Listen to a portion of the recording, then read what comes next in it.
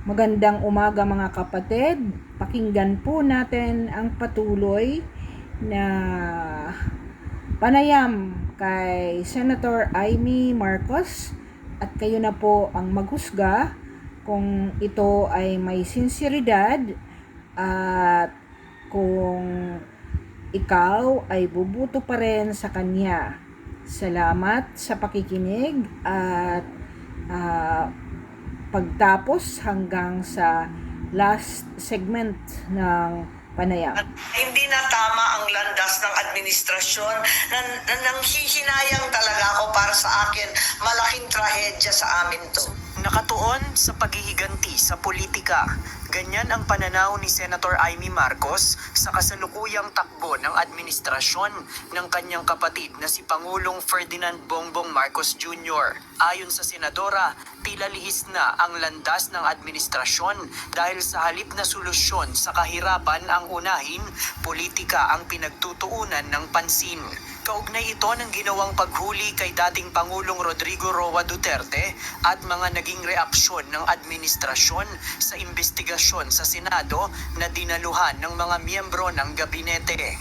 Ayon kay Senator Amy, sa 3 taon na pamumuno ni PBBM, hindi anya natupad ang mga pangako sa mga proyektong pang-infrastruktura, agrikultura, murang pagkain at pagbibigay ng trabaho. Apakaswerte na naming pamilya, binigyan kami ng pagkakataon ulit na makabalik at linawin ang tunay na legacy, ika nga ng aking ama.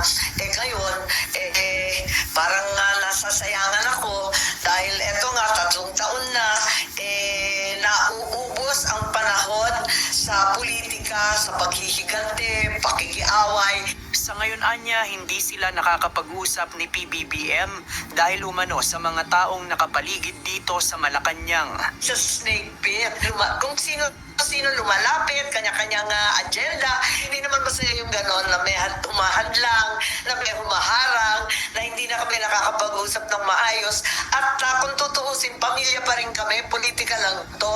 Sa press briefing ng Malacanang kanina, napag-usapan naman ang campaign advertisement na inilabas ni Senator Amy kagabi.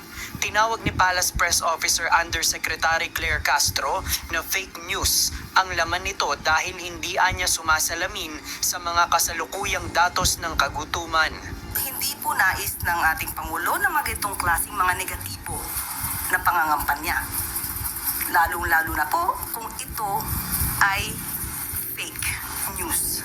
Ayon kay Senator Amy, si Vice President Sara Duterte ang pumili ng itim na kulay na tema na kanilang ginamit sa campaign video na inilabas kahapon. Siya ang nagsasabi na wala siya sa mood, na talagang itim at luksa ang pakiramdam ng nakararami katulad niya. Parang totoo nga naman, parang hindi naman angkop na magsayaw-sayaw, hindi naman tama na magmumotor, wala na sa lugar sa panahong ito na napakahirap ng dinadanas ng ating mga mamamayan. Pag sinabi ba natin na itim ngayon ang kulay, mas madidescribe siguro natin nung nakaraang administrasyon na sobrang itim at ngayon ay papaliwanag sa panahon